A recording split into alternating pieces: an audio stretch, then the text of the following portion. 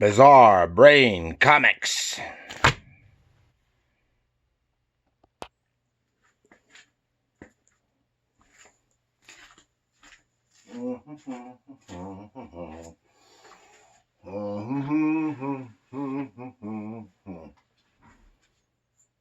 Hello, Gary here, once again for Bizarre Brain Comics, where I like to review some old comics, talk about the art, talk about the stories, and just talk about comics as art and literature. And today, I want to talk about this little gem right here called The Mighty Crusaders, number 6 from the, it says here, Mighty Comics Group, but it's Archie Comics. This is number 6 from 1966. Okay. It's written by Jerry Seigel. Now, why does that name sound familiar? I'll talk about that later. And drawn by Paul Reinman. Let's first talk a little bit about the Crusaders, because chances are pretty good you've never heard of them. Now,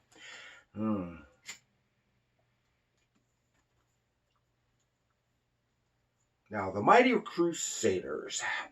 It's a title of a superhero team book from the mid-60s, published by Archie Comics under the name of the Mighty Comics Group. Archie had been publishing an updated version of their 1940s character, the Fly, rechristened Fly Man, with a female partner, Fly Girl. Then, over the course of several issues, number 31, 32, and 33, in which several other old Archie heroes were reintroduced, and they formed a superhero team, the Mighty Crusaders, to combat an enemy. Then they spun off into their own title, Mighty Crusaders number 1. Now, this was in 65, 66. And the stories were written by Jerry Seigel. Why does that name sound familiar? He is the co-creator of Superman.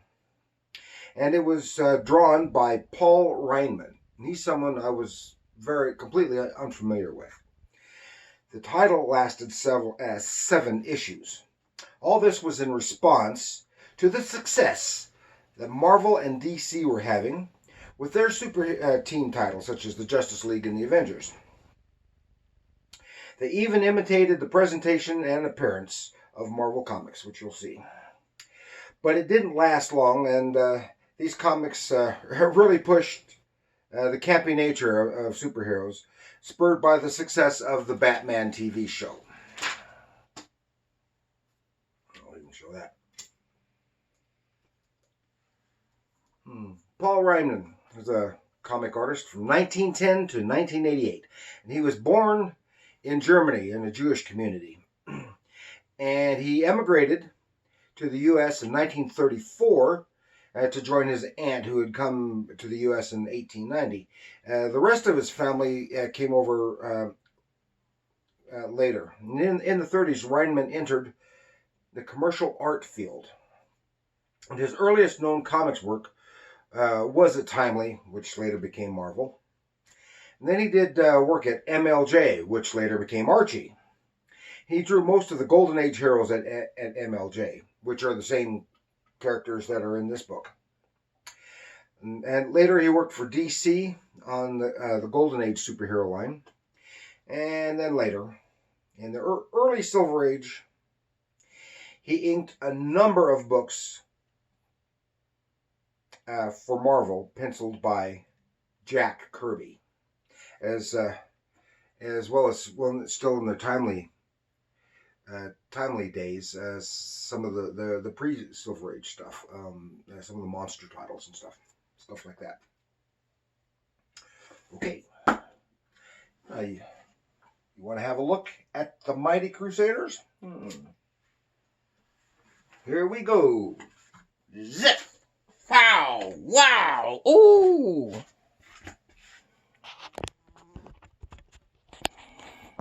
Yep, here we are, the Mighty Crusaders. And here you can see, if you're familiar with the Marvel comics from the 1960s, you can see why they really kind of copied it. Now this is, like I said, this is issue number 6, the second to the last issue. This is number 7, the last issue, and it doesn't even have a Crusaders story in it. It's just Steel Sterling and a backup story of the Fly Girl. Okay, here in the Crusaders, we'll see their cast of characters. Here it is. 2 big features in the toils of the maestro and the Mighty Crusaders' blackest day. And that actually should be turned around. Here we have Flyman, Fly Girl, the Black Hood, the Comet, and the Shield. We'll talk a little bit about the Shield too. And here are a few of those. There are other books featuring some of those characters, which were leading up to it. The Shield, and the Web, and the Web isn't even in the Crusaders here. This also includes Hangman, who later reappears as a villain. Black Hood, Man of Mystery. He's a lot like he's just a vigilante, no powers, just like a lot like Batman. And the Shield. Now, we'll sit here. And as I said, well, here, this is neat. Just a few years ago, Archie reprinted this, the Mighty Crusaders Origin of a Super Team, and it reprints those 3 issues leading up to the origin of the Crusaders. And for some reason, in the middle of this, the Black Hood suddenly starts sprouting a cape, and then later it disappears again. And I have no idea where he got this flying robotic horse. It just suddenly has it. Because before he had been on a motorcycle, and later he's on a motorcycle again. This is it, Mighty Crusaders. And it starts off with splash page. As I said, oh yeah, and I wanted to show you this too, because in this, they were very campy, very, very campy, and so much so that they even published this, which is a reprint of some of these other stories. Doesn't feature the Crusaders, but it's the high camp superheroes. And here, written by Jerry Seigel, co-creator of Superman. Here's the Web, the Shield, Web, the Shield, and Steel Sterling. Now this first page, these figures here are kind of nice, which doesn't really fit. Maybe he was either copying someone else or from photo reference or something. I don't know. Maybe just on a good day. Because, like I said, I am totally unfamiliar with Paul Reinman's work except for this stuff. And he's not the greatest. I can't say he's bad. He is good for the campy nature. So here we are, this giant robotic dog with some costumed goofball riding it, trampling down, capturing people, and here comes Flyman and Fly Girl to the rescue, and they knock the guy out. Some of the story is kind of hard to tell. It's not the best storytelling from panel to panel. You can in these, but it's not the best. It's functional. And Fly Girl tries something here, and they knock out all the bad guys, and then Flyman does something that he couldn't used to do, but it was kind of a copy of Ant-Man / Giant Man from the Avengers. He grows big and takes care of the robotic dog. And then they get all the people out, and then they start chewing him out. Because it was all, he calls him an idiot. Is that your way to thank your rescuer? No one asked you to save me. Such bad ingratitude. And it's, to be honest, it's not the best writing either. Both the dialogue and stories, plots, not the best. It turns out that these were CIA agents and they were in a training exercise. So then they get their butts chewed out by these guys. Then and here this scene ends and just start on something entirely different with different characters. Would have been better if that had been the beginning of another page. And turns out this is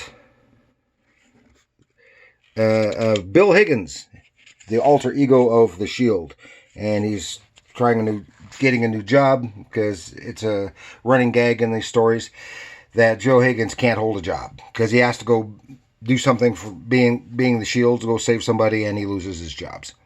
So, and right in the middle of his first day of work, and someone comes in, tries to rip the place off, and he, while pretending to be scared and cowardly, he kind of takes care of the bad guys. They run off. He changes to the Shield and goes after them, causes damage, catching them, and then he's in trouble because the FBI had been following these robbers. And they were part of a gang that they were pursuing, and were hoping that they could lead them to the leader of the gang. Here we go again.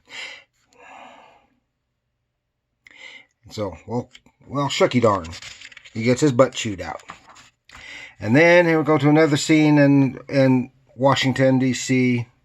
And what's this? Some kind of flying what's it, I'm gonna call it? Flying over and around and terrorizing people. And what the heck's this? Nobody knows. It's being filmed. And then here comes the Comet. And he uses his superpowers and he zaps the thing. And now he's in trouble because that was the Secret Service and they were wanting to get more information. They were filming the thing, hoping to get more information on it. And he and the Comet just intruded and screwed things up. Now the storytelling here isn't so bad. His figures are kind of weak. Got some good strong inking. I think that's his strong suit, is his inking.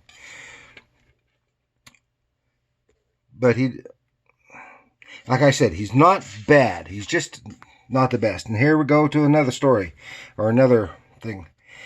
Here is Kip Berland, who is secretly the Black Hood, and he's on his beat and sees something going on, sees someone sneaking in. So instead of going in to be doing his thing as a cop, he changes to the Black Hood, goes in, see about this costume character, and he right in the middle of the thing. He takes him down, ties him up, and it turns out it was just a practical joke, and the guy he just beat up was the police chief. And that's when he's really glad that he doesn't know that he's Kip Berland, a cop.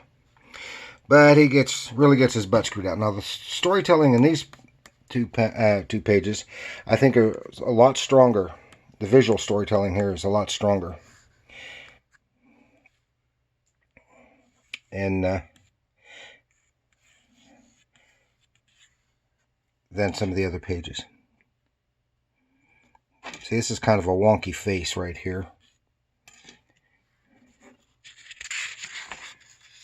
And then, so the Crusaders meet at their designated assembly area, right where this big old star is on the ground.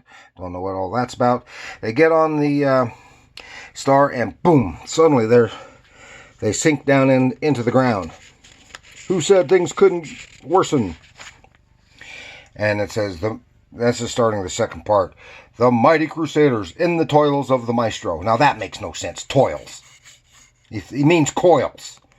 But that's obviously the way Jerry Seigel wrote it, because that's the way it appears every place they have it written down. Here on the front in the toils, and here in the toils. And I think he even says that in the dialogue somewhere here.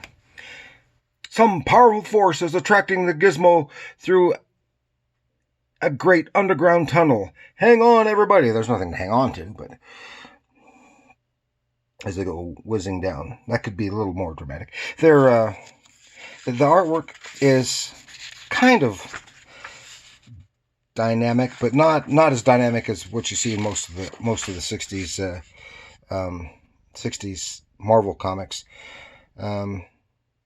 But the draftsmanship isn't nearly as good as what you see in the 60s DC comics for the most part, because DC was known for being very slick, but it does have some decent detail on the proper panels. So here it isn't spinning anymore. Now the Starlator, it descends slowly onto that star pattern below. What next? And then they get off and they see videos of their screw-ups being replayed for them. And he goes, I, the maestro, have brought you here. Each console key triggers a different remote control device like this one. And then is attacked by some kind of giant bee. Buzzing out. Whizzing around. And then, but Fly Girl, like Flyman, she can communicate with insects, and she communicates with this giant bee and makes it friendly. And then, so the maestro presses another key on his keyboard, and the door opens, the trap door opens, and the shield falls through. But the Black Hood is able to save him with a rope before he could be impaled on these long spikes at the bottom of the pit.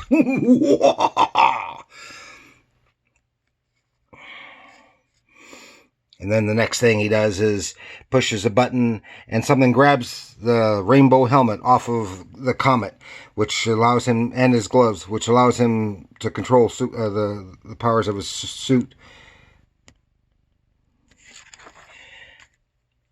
And he and Black Hood are sucked in somewhere, and then they're on this looks like a giant grill, and they're going to be scorched. So he says only one of them can come out alive, so they have to fight each other.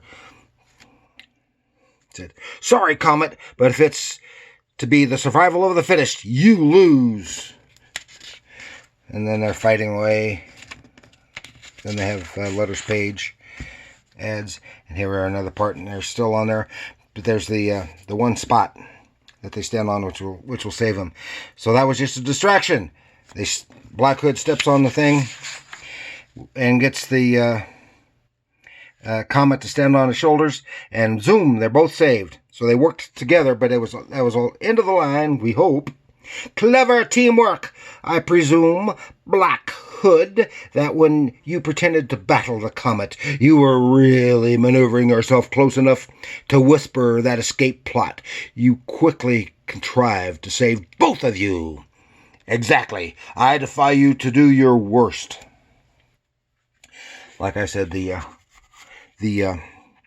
dialogue is kind of clunky. Now that's actually a real nice face on the Black Hood right there. Could be positioned a little better, but to get both characters in that panel. And here, this layout isn't bad.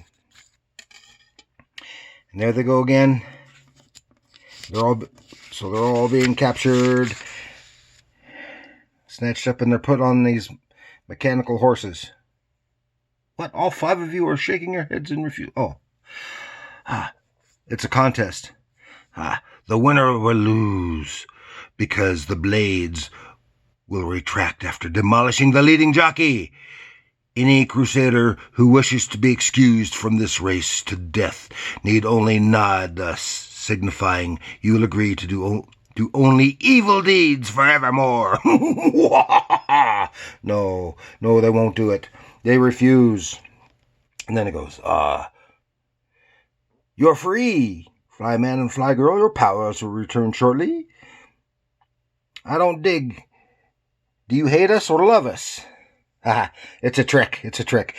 You have just passed some tests superbly. Actually, emergency devices would have saved you from death, but each time you cleverly rescued yourselves from peril.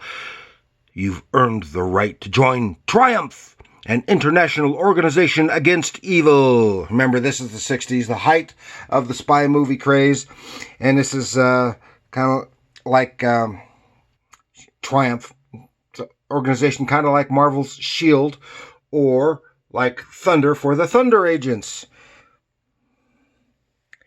So it's just kind of copy and nothing. It's kind of fun though. As members of Triumph, you will get instructions designed to keep you from stepping on the toes of other law agencies. I will be your leader henceforth, though you will be free to engage in private missions. Henceforth, the Starlater will be in this underground headquarters, and there will be more changes. S.H.I.E.L.D., follow that man. Yes, or a leader.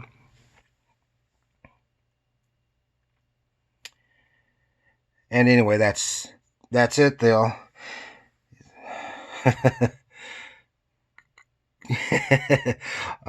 all of you remain. Good. I promised you that henceforth the Crusaders will be mightier than ever.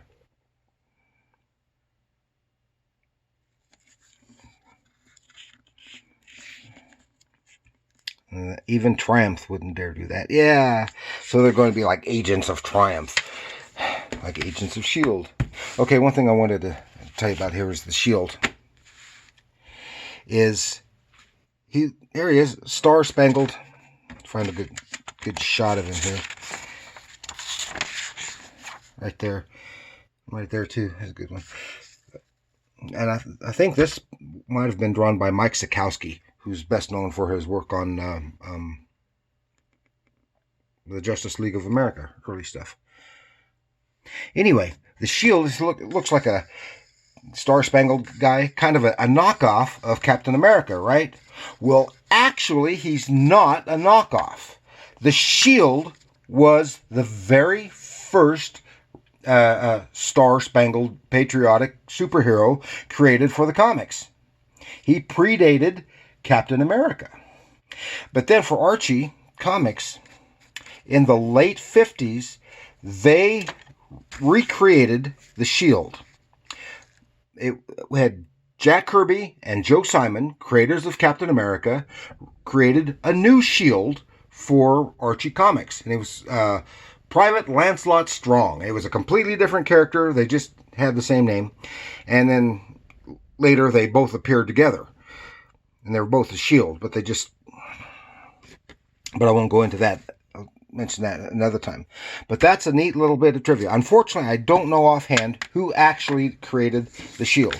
And I wanted to mention, even though he's not in the Crusaders here, I wanted to talk a little bit about Steel Sterling.